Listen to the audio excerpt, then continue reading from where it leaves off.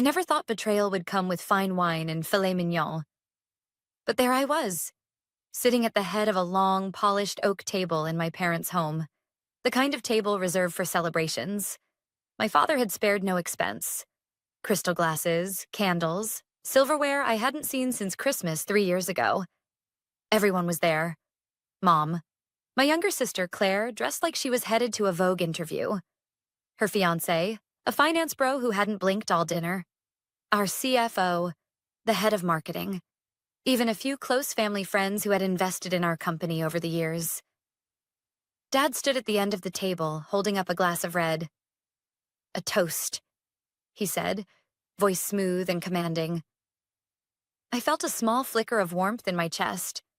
Maybe, just maybe, this was it. The moment he'd finally recognize what I had done, what I had built. Our family business faced ruin, he said, eyes scanning the room. We were months, weeks from closing our doors, but thanks to hard work, creativity, and a bit of luck, we're thriving again. I smiled, quietly. I remembered those months, the sleepless nights, the constant meetings with suppliers threatening to cut us off. The heavy silence of our pharmacy when customers stopped coming. The fear in our staff's eyes as hours were cut. But, Dad continued, there was someone who brought a new vision. Someone who carried us through. My heart raced. My fingers tightened around my glass. This was it. To Claire, he said, turning to my sister with pride. Our new CEO. Applause, smiles, glasses raised. Claire beamed, pretending to be humble, her hand on Dad's arm like she'd actually earned it. I blinked. Wait. I stared at him. Surely he misspoke. Maybe he was building up to something else? But no. He sat down like the matter was closed. Claire? I said, keeping my voice level. She wasn't even in the lab. She's never developed a single... Dad chuckled. Sweetheart, he said, waving a hand. You're good with formulas. You always have been. But leadership takes more than that. Claire has presence. She knows how to work a room. Mom smiled softly at me, like I was a child who'd dropped her ice cream cone. Claire raised her glass toward me, eyes gleaming. And of course, she said, we couldn't have done it without Emily's help in R&D. She's brilliant with details. Absolutely. Dad nodded. Then he reached into his jacket pocket and pulled out a crisp $100 bill. For your contribution, he said, placing it on the table beside my plate. I stared at it. $100. For creating the very drug that saved our company. For staying up nights in our basement lab, working with borrowed equipment and donated compounds. For formulating the antiviral treatment that skyrocketed our reputation and led to the $200 million valuation we had just secured from a pharmaceutical conglomerate. I didn't say anything. I just folded the bill, tucked it into my purse, and finished my glass of wine. Because I knew something none of them did. The formula they had scaled?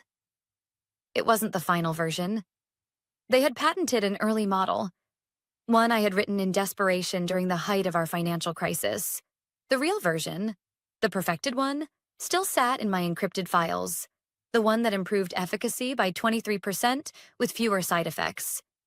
The one I hadn't uploaded to the shared company system, they hadn't even noticed the difference, because no one ever looks at the girl in the lab coat. I smiled politely throughout the rest of dinner. I even clapped when Claire stood up and gave her little CEO acceptance speech, full of vague promises and buzzwords she barely understood. Synergy, global expansion, customer-first innovation. It was like watching a TED Talk written by ChatGPT and sponsored by champagne. When dessert was served, Dad clinked his glass again. This is a proud day for the Caldwell family, he said. We have a future again. I nodded softly.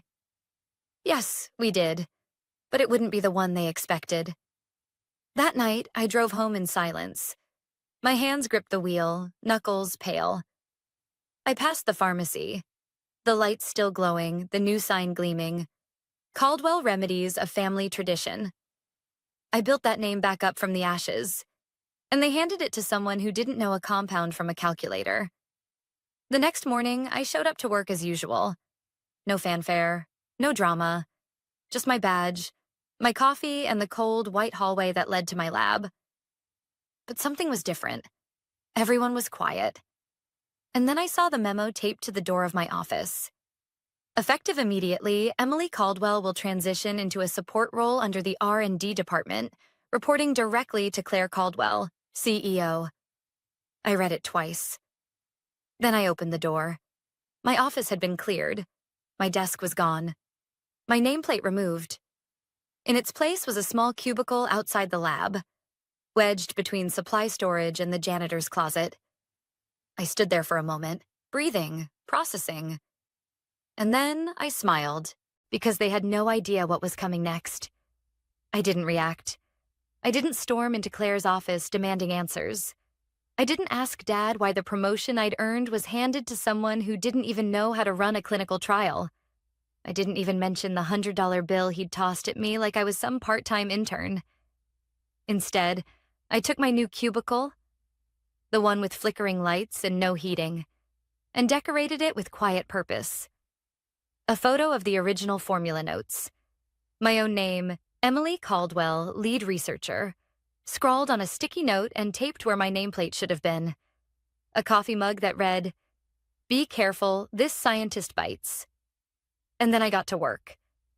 Because if they thought a new title and a corner cubicle could erase my contribution, they were underestimating the one thing they never understood. I don't fight with words. I fight with results. For the first week, I stayed invisible. Claire strutted through the hallways like she was born to lead, rehearsing slogans for the upcoming investor press conference. "Innovation is in our blood," she'd say with a practiced smile, while I sat in silence a few feet away, documenting the daily stability tests from my latest version of the drug. The funny thing was, most people still came to me for real answers. "Emily, does this lab report look off? Hey, can you recheck the efficacy data?" I don't think Claire knows the new FDA submission deadline. "Do you?" I'd answer quietly, always polite, never pushing back, because I knew something none of them did. Leadership isn't about the title on your door. It's about what happens when everything starts falling apart, and everyone still looks to you. 2 weeks after Claire took over, the cracks began to show. First, a shipment of the current drug formulation was returned from one of our major hospital clients in New York. Side effects were reported. Something about inconsistencies in the active compound blend. Claire brushed it off during the morning briefing. "Probably just an error in transport," she said, adjusting her overpriced blazer. "We'll fix it. No need to panic." But I already knew it wasn't a shipping error. I had warned the team months ago that the early formula, the one Claire had rushed through FDA approval to impress Dad, was unstable at extreme temperatures. But no one had listened. Then came the Boston order, one of our oldest clients. Same issue. This time, they pulled the plug entirely. Claire called an emergency meeting with the board. I wasn't invited, of course. But I sat near enough to hear muffled voices through the glass walls. Frantic, defensive, uncertain. When she finally emerged, she was pale. And for the first time, I saw it. The panic behind her perfect posture. That same afternoon, our lead chemist resigned. "I can't work under someone who doesn't know how the compound she's selling actually functions," he told me before walking out. I didn't argue. I just nodded. Then I pulled up the original notes on my private drive. The real version of the drug. The one they didn't even know existed. The one I had improved after months of quiet trials, late-night lab sessions, and consultations with researchers around the world. I hadn't uploaded it to Caldwell's system. Not because I was holding a grudge, but because I knew what would happen if Claire got her hands on it. She would stamp her name on my work again. Sell it without understanding it. Destroy it. No, this time I'd do it right. That night, I called 2 people I trusted. Dr. Harris, my old professor and mentor, now a senior consultant for half the major biotech companies in the country. And Raj Patel, a regulatory strategist who once helped my uncle sell his diagnostics patent to a Fortune 100 firm. We met at a quiet bistro 2 towns over. They didn't ask why I wanted to meet. They both knew something was wrong the moment they saw my face. I laid it out. Calm, clear, detailed. I showed them the updated version of the drug, the lab results, the documented trials, the data sets they knew couldn't be faked. "This isn't just better," Raj said, eyes scanning the printouts. "This is revolutionary." Dr. Harris looked at me over his glasses. "Does your family know you have this?" I shook my head. "They think they already won," I said simply. And then I smiled, for the first time in weeks. Let them keep thinking that. We talked for hours, planning, refining, strategizing. I wouldn't go to war with Claire or my father. That's not my style. Instead, teams were overworked and confused. Our tech partners started pulling back. Client meetings turned tense. Everyone whispered the same question behind closed doors. Where is the person who actually knows what's going on? The answer, of course, was sitting at a cramped desk between the mop closet and the janitor's break room. Me. I kept my head down, logging hours no one noticed. I didn't correct Claire when she misquoted our clinical trial data in her company-wide email. I didn't speak up when she promised an impossible launch timeline to an investor. Because it wasn't my job to fix her mistakes anymore. It was my job to build something better. And quietly, I did. At night, I worked on a new project. I called it Project Aletheia, Greek for truth. It wasn't just a better version of the drug. It was a full redesign. Stronger absorption rates, increased temperature stability, better results across 3 separate control groups. I filed for the provisional patent under my own name and housed the development under a new LLC, Calyx Biosolutions. No one at Caldwell knew. I had used a personal laptop, paid for lab access through a friend at a nearby university. Every paper trail was clean, and then came the opportunity I'd been waiting for. One of our former distributors, an old friend named Evan who had left after Claire's promotion, called me out of the blue. "Emily," he said, "I've been watching what's happening at Caldwell. It's not good. There's talk of pulling funding entirely." I didn't respond immediately. "I know you," he added after a moment. "You're not the type to just sit there while the house burns down." I smiled. "You're right." Then I sent him a file. Just a teaser. Early data. No formulas, just enough to start a conversation. 24 hours later, I was sitting across from him at a quiet cafe, sliding a manila envelope across the table. Evan skimmed the executive summary of Aletheia, his brow rising with each page. "This is real?" I nodded.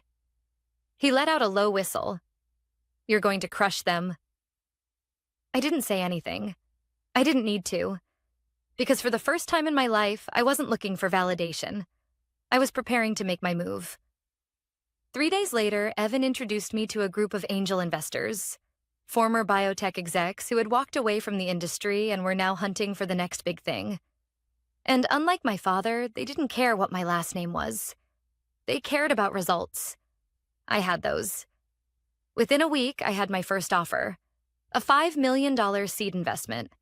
No family strings, no corporate overlords, just me, my formula, and full creative control.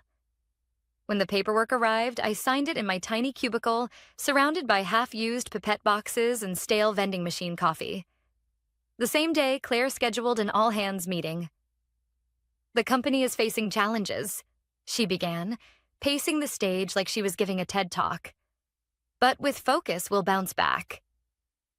She didn't even notice I wasn't listening. I was looking at the logo on the wall behind her. Caldwell Pharmaceuticals.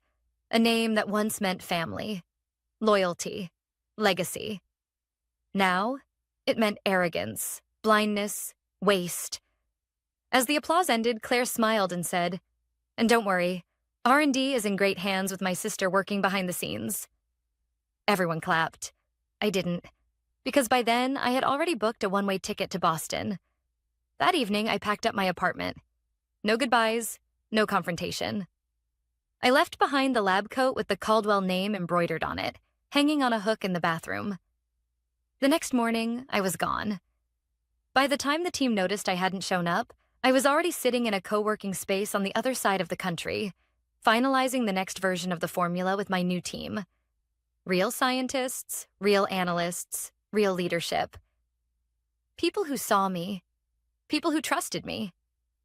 And when we launched our preclinical trials 6 weeks later, the early buzz started rolling in. The most promising innovation in antiviral therapy in a decade. Calyx Biosolutions is quietly disrupting the pharmaceutical industry. And my favorite, sources say the founder is a former employee of Caldwell Pharmaceuticals. Rumors of internal mismanagement continue. I didn't gloat. I didn't post cryptic quotes or LinkedIn jabs. I just kept building. Because while they were still trying to fix the old foundation, I was already living in the future. 2 months. That's how long it took before Caldwell Pharmaceuticals started publicly cracking. It began with whispers. Clients who didn't renew contracts, suppliers who demanded payments up front instead of billing later. Claire tried to mask it, of course.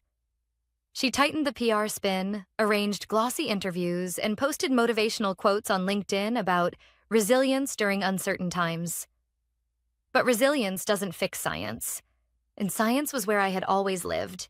Without someone maintaining the formula, the manufacturing pipeline began slipping. A bad batch went out to a major hospital in Chicago, resulting in side effects severe enough to make headlines. Claire issued a statement denying liability. But internally, she panicked. I heard about it all from Nora, my former assistant, who still worked there and texted me updates and code. Every message started with emojis. A fire, a microscope, a red flag, then a sentence. Claire just fired Paul. He questioned her timeline again. They rehired the compliance guy you warned them about. FDA audit incoming. Investor pullout confirmed. Everyone is nervous. You were right. Meanwhile, Calyx Biosolutions was gaining traction. We had secured a development grant from a government health agency. A respected biotech news outlet featured us in their top 10 startups to watch. Our preclinical trials were showing better efficacy than any similar treatment on the market. And still, I stayed silent. Not once did I comment on the downfall of my family's company. Not when a viral Reddit thread titled, "My boss Claire is a pharmaceutical disaster," started trending in industry circles. Not when Dad went on television to reassure investors and ended up walking off mid-interview when the host brought up Calyx Bio. Not even when I received an anonymous package with a single sticky note inside. "We need you. Please come back. M." I knew it was from Mom. Still, I didn't respond. Because going back would have meant stepping into the same cage they built for me. The cage labeled good with formulas. Instead, I kept building the empire they never believed I could. Then, on a gray Tuesday afternoon in October, the real blow hit. A pharmaceutical giant we had quietly partnered with, Hollander and Bloom, announced an exclusive license deal for our Alethea formula. The press release was short, clean, and devastating. H&B to distribute revolutionary antiviral drug developed by Calyx Biosolutions. Estimated $120 million deal. Projected to replace older generation treatments within 12 months, Caldwell's stock dropped 32% before lunch. I watched it happen from my glass-walled office, sipping tea, surrounded by a team that actually saw me for who I was. At 4:16 p.m., my phone buzzed. A number I hadn't seen in over a year. Dad. I didn't answer. Then another. Claire, followed by a short email. Emily, please, we need to talk. Claire. I stared at it for a moment. Not because I was unsure, but because I realized something. They still didn't get it. They thought they needed my mind, my work. My hands on the keyboard, fixing the mess. But what they really needed? Integrity, vision, leadership. Things you can't fake with designer suits or boardroom titles. I closed the email and forwarded it to my legal team, just in case. The next day, Claire showed up at the Calyx Biosolutions office. Unannounced. My assistant buzzed me. "There's a woman here. Says she's your sister." I didn't react. "Tell her I'm unavailable." There was a long pause. "She's crying." I looked at the city skyline outside my window, lights flickering on as dusk approached. I thought of that dinner a year ago. The $100 bill, Dad's smug toast, Claire's smile. And I said calmly, "Send her away." My assistant hesitated, then replied, "Yes, ma'am." The next time I saw Claire, she was on the cover of Business Insight Weekly, under the headline, "From Legacy to Liability, How Caldwell Pharma Lost the Cure." I didn't buy the magazine. I didn't need to, because I was already writing my own story, and the ending would be mine to choose. I never planned to destroy them. That's what people don't understand. It was never about revenge. All I ever wanted was to be part of what I helped save. To be seen, valued. But when you're treated like you're replaceable for long enough, you stop trying to be included. You build something of your own. By November, Calyx Biosolutions was no longer a whisper in biotech circles. It was the conversation. Our drug, Alethea, had completed phase 1 trials with record-breaking results. The licensing deal with Hollander and Bloom had finalized. Our valuation had skyrocketed. I was in back-to-back meetings with partners from Europe, Asia, and the US, wanting in on the next round. Meanwhile, Caldwell Pharmaceuticals was bleeding. It started with their stock price. It dropped 32% the day our licensing deal went public. Within days, 3 of their biggest clients pulled out. Then came the layoffs. Quiet at first, then impossible to ignore. Half the R&D team was let go. 2 senior executives resigned. And then the FDA announced an investigation into discrepancies in their manufacturing reports. Apparently, Claire had tried to commission a new version of the drug, hoping to compete with Alethea. But she didn't have the formula. Only I did. I hadn't uploaded the final build into Caldwell's system. What they thought was the core of the cure was only a prototype. The real one was developed independently, in my own name, under my own company. They were trying to reverse engineer something they didn't even understand. I didn't make any public comments. I didn't grant interviews. I didn't throw shade on social media or leak anything to the press. I didn't need to. Calyx was soaring on its own. That week, a biotech magazine ran a story. Calyx Biosolutions, the quiet storm changing pharma forever. Beneath it was a picture of me, smiling, confident, exactly who they said I'd never be. I forwarded the article to no one. But I knew someone had read it, because that same night I received a letter. A real one. No email. No signature. Just a single sentence written on thick paper. We were wrong. No name. But I didn't need one. I knew it was from Dad. Still, I didn't respond. Because it wasn't just about being wrong. It was about everything they had thrown away in the process of being right. 1 week later, Claire showed up at the Calyx offices unannounced. She hadn't called. She hadn't emailed. She just walked in like it was still her world, and I was some misplaced lab technician. My assistant buzzed in. "There's a Claire Caldwell here. She says she needs 5 minutes." I paused, then calmly replied, "Tell her I'm in a meeting." A long silence. "She says it's urgent. She's crying." I looked out the window. Rain drizzled down the glass. Boston was quiet that morning, still waking up. I thought of the $100 bill, the smile she wore when Dad toasted her, the way they both acted like I was the intern who stumbled onto a lucky formula. "No meetings," I repeated. "Not today. Not for her." Claire didn't leave right away. She waited in the lobby for almost an hour. Then she disappeared. 2 days later, my legal team received an inquiry. Caldwell Pharmaceuticals wanted to sell. They were desperate, out of cash, out of time. They couldn't keep the lights on, and no one wanted to buy a half-broken company with an outdated formula and an open FDA investigation. They offered it to me. Not directly, of course. Through intermediaries, with conditions. They wanted the brand name to remain intact. I sent a counteroffer through my lawyer. Full acquisition, all assets, all patents, all rights, on one condition: the Caldwell name would be erased, absorbed into Calyx bio, gone. 2 days of silence. Then the papers came through, signed. No comment. No negotiation. They knew they didn't have leverage anymore. The building was mine now. I flew out the next morning, walked through the front doors of the place I used to call home. The same marble floors, the same portraits of our legacy hanging in the main hallway. But the soul of the company was gone. Everyone who mattered had already left. At the top floor, I walked into what had once been Dad's office. The desk was bare. The room was hollow. And then, from my purse, I pulled out the only thing I brought with me. That $100 bill, still perfectly folded. I placed it on the windowsill where the light hit hardest.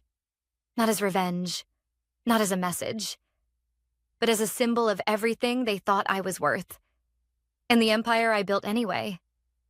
3 months after I bought what remained of Caldwell Pharmaceuticals, the name was gone. The new signs went up quietly. No press release, no flashy rebrand video. Just simple, matte black lettering on the glass entrance. Calyx Biosolutions. Innovation with integrity. The only people who noticed were the ones who needed to. The transition was smooth. We kept what was useful. The labs, the equipment, a few of the scientists who had stuck it out despite the chaos. But everything else? Gone. The old board. The outdated systems. The hierarchy built on ego, legacy, and assumption. Gone. Calyx was different. Transparent, merit-based, quietly unstoppable. And then, one morning, my assistant knocked on my office door with a face that told me something unexpected had arrived. "They're here," she said. No explanation necessary. I nodded. "Send them in." When the doors opened, my father and Claire walked in like shadows. Not the loud, commanding figures they used to be. No air of superiority, no swagger in their steps. They looked smaller somehow. Dimmed. Dad's eyes scanned the office slowly. The minimalist furniture, the innovation awards lining the far wall, the subtle Calyx logo etched into the glass. This wasn't his world anymore. Claire stayed silent. Her gaze flicked briefly to the corner of my desk where I'd placed a framed certificate. Emily Caldwell, founder, lead scientist, CEO. It hung above where her photo used to sit in Caldwell's office. She said nothing. "Emily," Dad began, voice strained, like he'd rehearsed it too many times. "We came to talk." I let the silence stretch. He cleared his throat. "We've lost everything. The house, the savings, the name. I'm not asking for pity. I'm asking for understanding." I watched him for a long moment. The man who once handed me a $100 bill across a gleaming dining table like it was a reward for sweeping the floor. "I see," I said finally, my voice calm. "And what is it you're hoping I'll do?" Claire stepped forward. "We want a chance to be part of this again." I raised an eyebrow. "This? You mean the company you told me I wasn't qualified to lead?" Her voice cracked. "We made mistakes." I nodded. "Yes, you did." Dad took a slow breath. "Emily, we were wrong about everything." It wasn't defiant. It wasn't prideful. It was hollow. Honest. But honesty after ruin is still just ruin. I stood, walking slowly to the window behind my desk. The city stretched out before me, alive, humming, full of the future. I remembered how it felt to walk away from that dinner table a year ago. How heavy it was. How final. And how freeing. When I turned back to them, I wasn't angry. I wasn't bitter. I was simply done. "You didn't just misjudge me," I said quietly. "You erased me. You handed the company to someone who never spent a night in the lab. You called me a background player in my own story." Dad looked down. Claire blinked hard, trying not to cry. "I'm not going to punish you," I said. "That's not who I am. I've already moved on. Claire swallowed. Then what happens now? I gave her a long, calm look. Now? You leave this building, and you don't come back. Dad nodded slowly, like he had expected it, but Claire took a step forward. You don't hate us? I let out the faintest laugh. Number, I don't hate you. I pity you. They stared at me. Because I built something real, I continued. Something you tried to take credit for. Something you tried to control. And still, I rose. I built a company without shortcuts, without your approval, without needing your name behind me. Claire's face crumbled, but I held her gaze. You didn't believe in me. That was your choice. Living with the consequences is mine. They left without another word. And when the door closed behind them, I sat back in my chair. A full year had passed since the dinner where they handed my future to someone else. Since the night Dad gave me a crumpled bill and called it gratitude. Since I walked out. Quiet, broken, determined. And now? I was whole. Calyx Biosolutions had just crossed $320 million in market value. We were entering phase 3 trials on a second-generation treatment already being called a miracle drug in early reports. My team was thriving. My name was no longer buried in the back pages of science journals. It was on covers, in boardrooms, etched into the foundation of something I had built from scratch. All without them. That evening, I sat on the rooftop of the headquarters alone, watching the sun dip behind the skyline. I pulled the $100 bill from my coat pocket, folded neatly, just as I'd kept it all this time. Then, without ceremony, I tore it down the center. The paper fluttered in the wind, two halves drifting away into the dusk. Not because I needed to let go, because I already had. This wasn't a revenge story. It was a story about becoming. About remembering that you don't need someone else's belief to build something unstoppable. They thought I was just good with formulas. Turns out I was good with empires too. And I wasn't done building.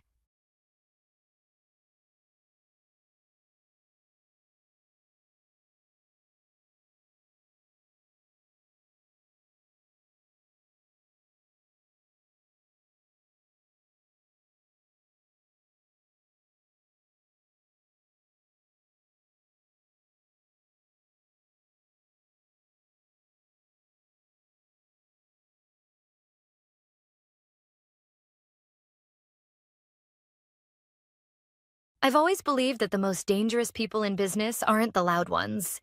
It's the ones who think they're the smartest in the room, without ever checking who's actually in it. My name is Linda.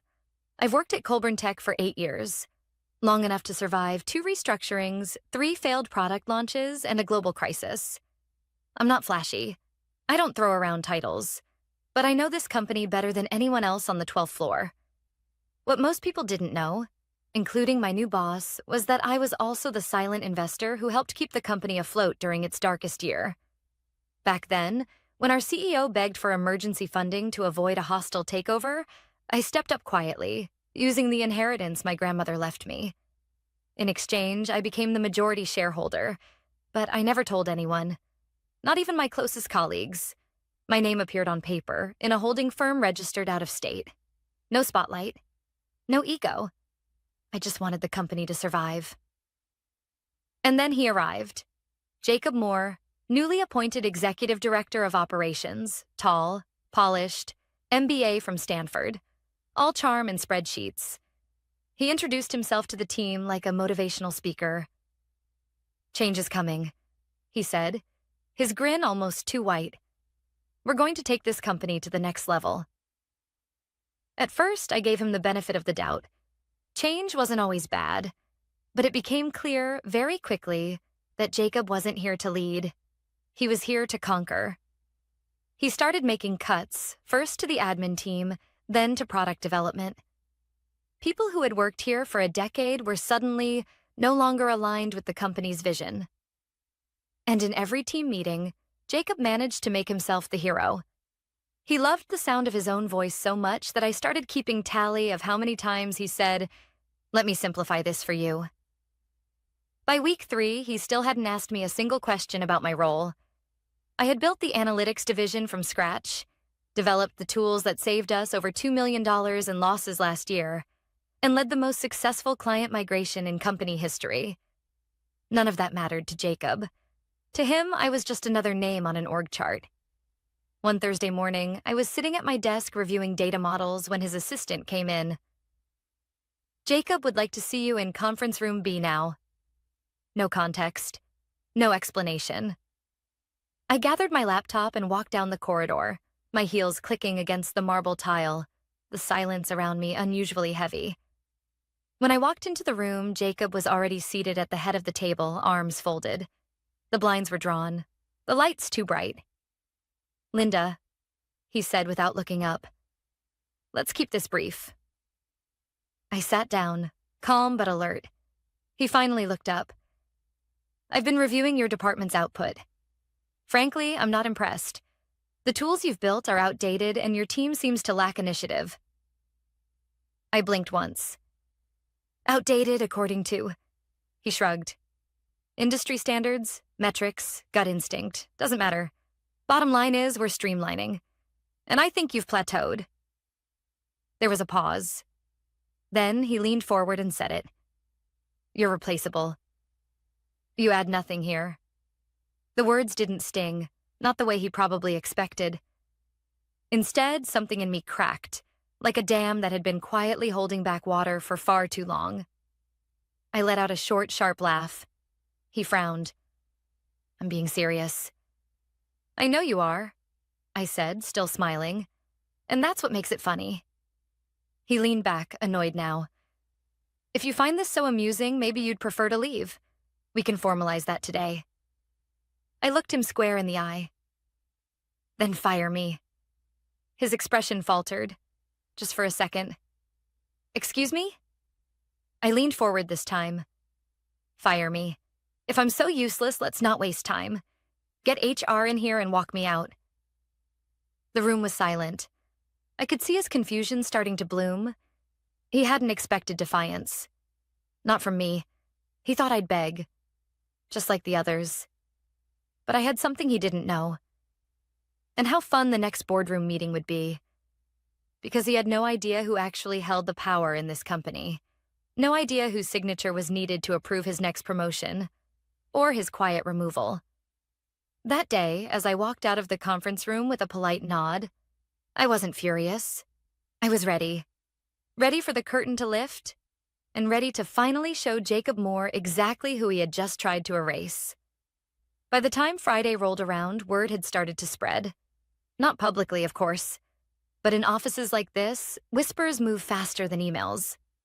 People noticed the way I left the conference room. Calm, composed, not a trace of worry on my face. That's the thing about silence. It unnerves the loudest people the most.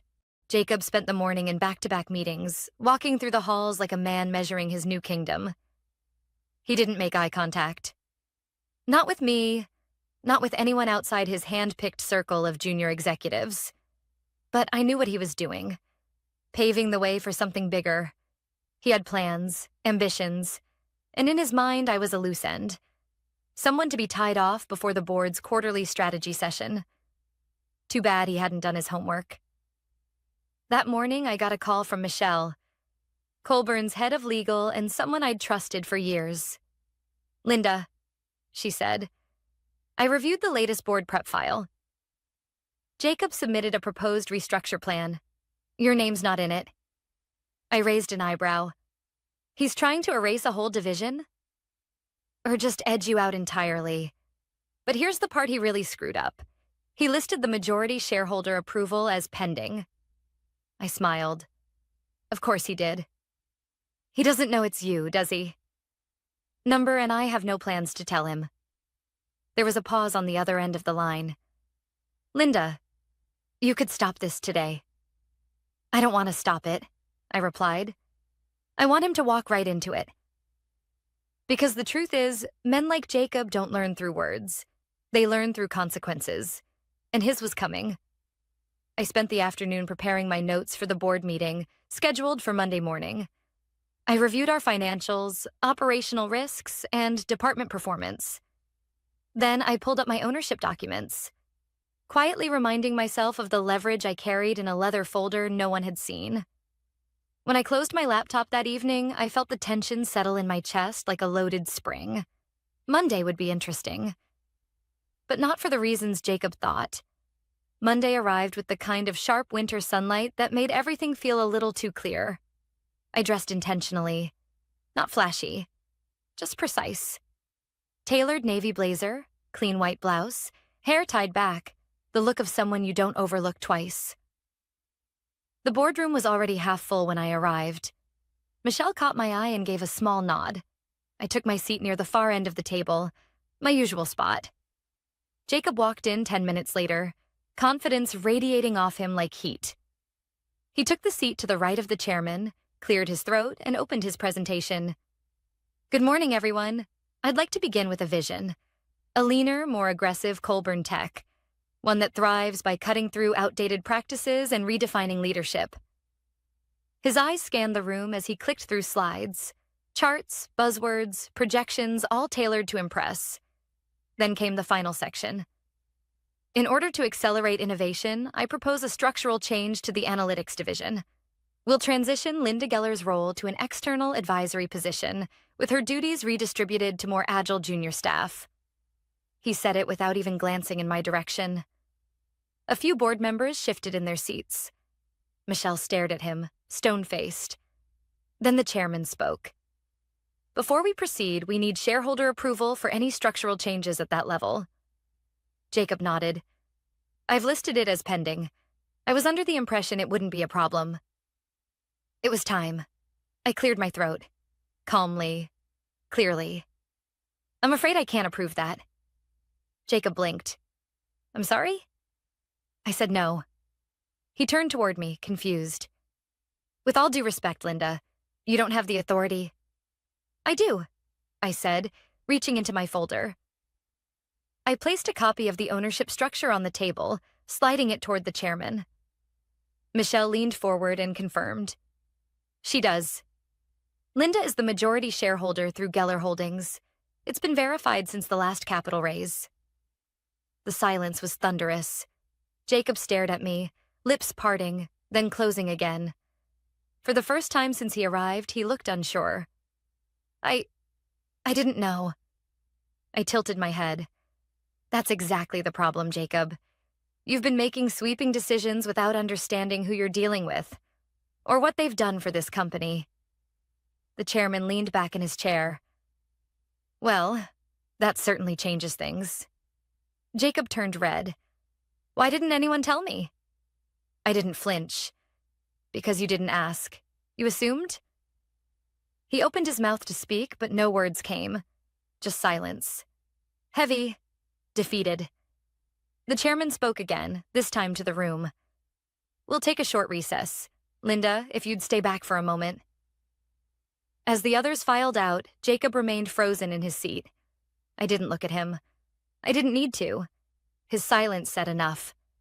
Because that morning, Jacob Moore finally realized the boardroom wasn't his kingdom. It was mine. And I was just getting started.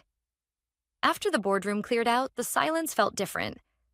Not the kind that comes from uncertainty, but the kind that follows a shift in gravity. The kind people notice but don't yet understand. I remained seated while the chairman reviewed the documents I'd handed him. His brows rose only slightly, but that was enough. So, this explains why you were so composed, he said quietly. I gave a small nod. I've spent a long time choosing when to speak. He folded his hands, thoughtful. You didn't have to stay quiet, Linda. You could have pulled rank at any time. I didn't want rank, I said. I wanted results.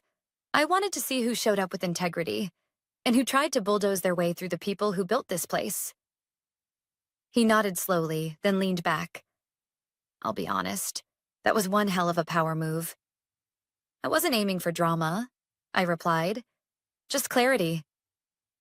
Outside the room, I could already hear murmurs returning. Footsteps, shifting chairs. The others would be back soon. But Jacob hadn't moved.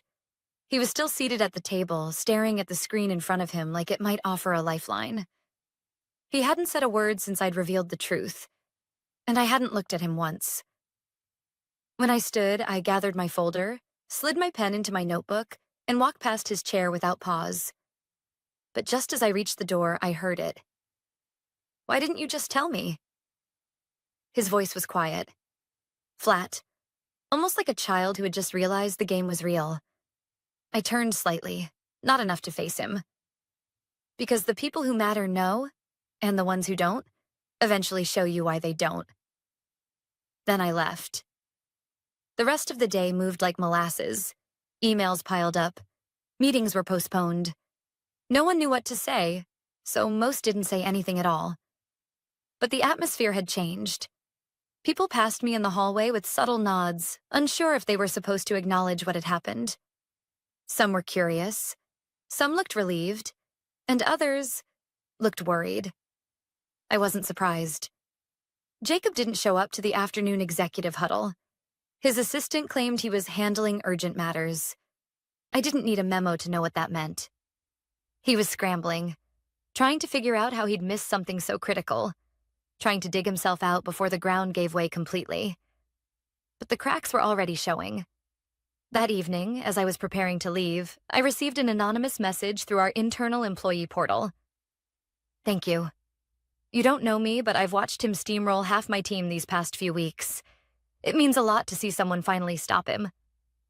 There was no name, no department listed, just a quiet note of gratitude from someone who'd clearly been holding their breath for too long. It was the first of many. By Tuesday, 5 more messages came through.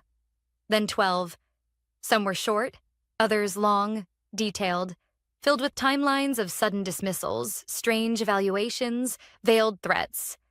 I compiled everything into a private file, not for revenge, for proof. Because I knew Jacob. Men like him don't fold after one bad hand. They find a new deck, a new angle, and if he couldn't oust me directly, he'd try to undermine me indirectly, through whispers, metrics, division. Sure enough, it started with a memo, titled, "Reevaluation of Departmental Efficiency." It came from Jacob's office late Wednesday, flagged for immediate review. It requested access to team performance data across the analytics and finance divisions. Subtle, strategic, designed to look like oversight but aimed like a weapon. I smiled. He was predictable, and that made him easy to outmaneuver. I picked up the phone and called Michelle. "I think it's time we take this up a notch," I said. "You want to initiate an internal audit?" she asked.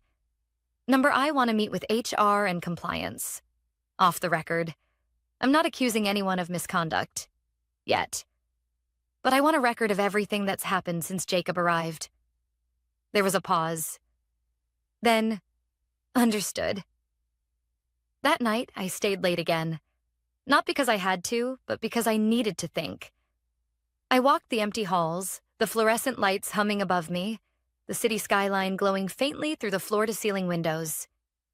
8 years. 8 years of building, supporting, fixing things quietly. And now finally, someone had tried to erase me, only to find out I owned the pen. But this wasn't over. I could feel it in the air. Jacob wasn't done. He was licking his wounds, waiting, plotting his next move. And whatever it was, I'd be ready.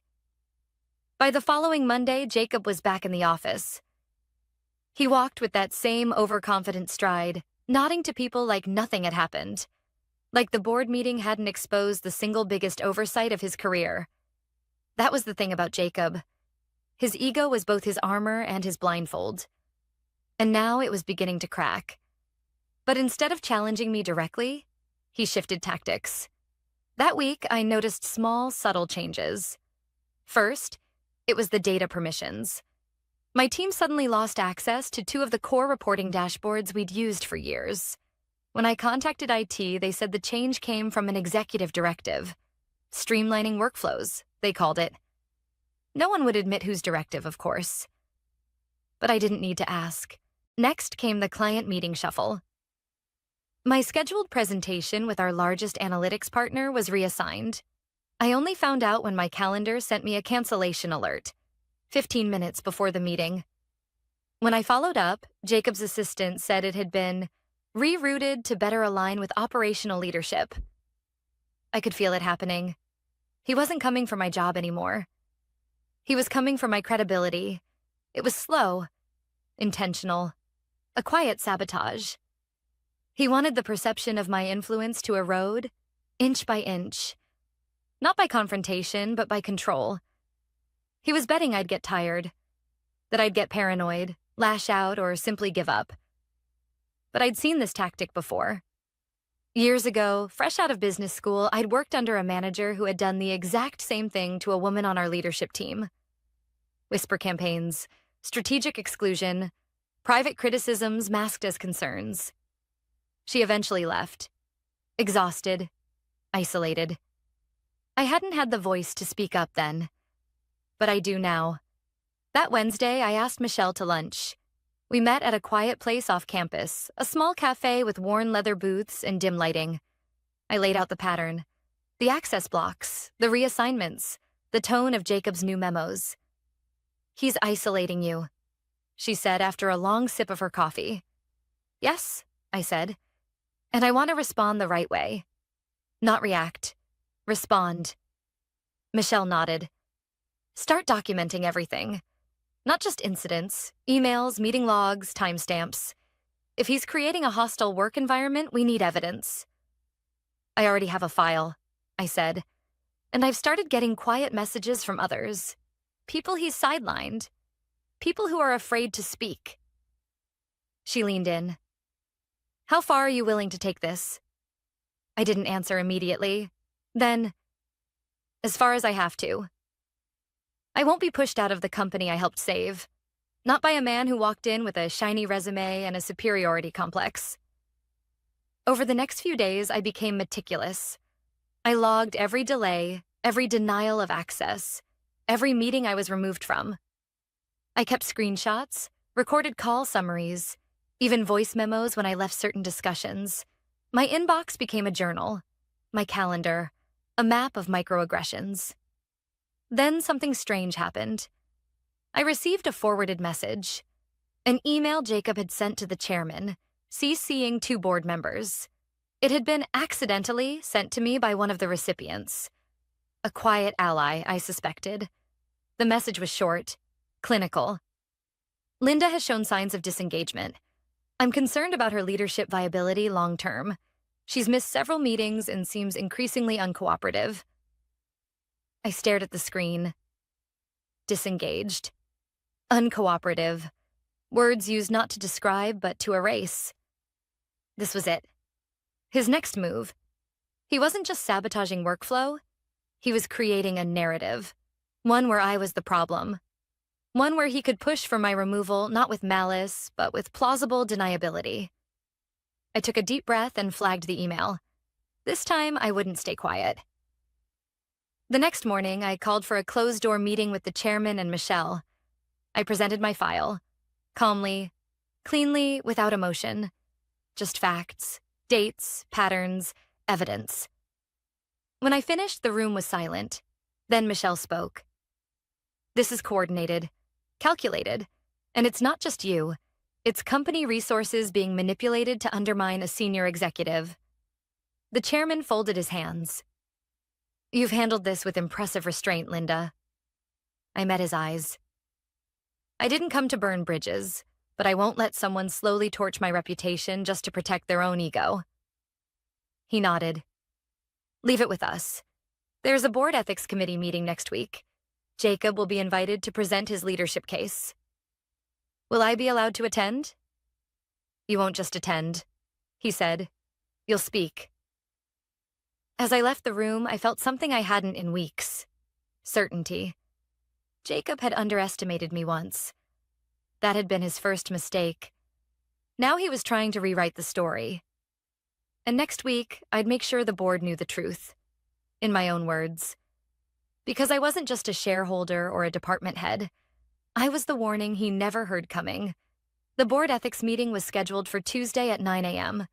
I arrived 10 minutes early. Not because I was nervous, but because I wanted them to see I wasn't hiding. The executive conference room was unusually still. No chatter, no light jokes, just silence, broken only by the quiet clicking of laptops and the occasional sip of coffee. Michelle met me outside the glass door. "Are you ready for this?" she asked. I nodded once. I've been ready since the day he tried to erase me. Inside, the board members were already seated. The chairman, the CFO, 2 senior advisors, and the company's external HR counsel. At the head of the table sat an empty chair. For Jacob. He arrived at exactly 8:59. Still polished, still smug. But this time, his smile didn't quite reach his eyes. "Good morning," he said, voice smooth. "Appreciate everyone being here." The chairman nodded. "Jacob, you've been invited to respond to several internal concerns raised about your leadership conduct over the last 6 weeks. You'll have time to present your perspective. Then we'll hear from Linda." Jacob gave me a tight glance, as if this were just another performance to get through. He opened his folder, cleared his throat, and began. "I believe what we're dealing with is a simple matter of operational misalignment. I was brought in to optimize performance. Unfortunately, some individuals have taken strategic decisions personally, particularly those involving role realignment and departmental efficiency." He spoke like a textbook. Cold. Rehearsed. "Linda Geller has been an asset to this company, but over the past month, her behavior has changed.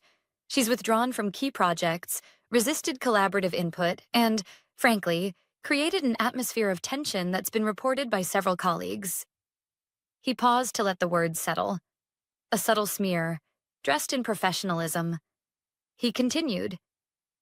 "While I regret that our relationship has become strained, I believe this is less about misconduct and more about a clash of working styles. I'd like to move past it. Focus on solutions." When he finished, the room was still. He leaned back slightly, pleased with his delivery. Then it was my turn.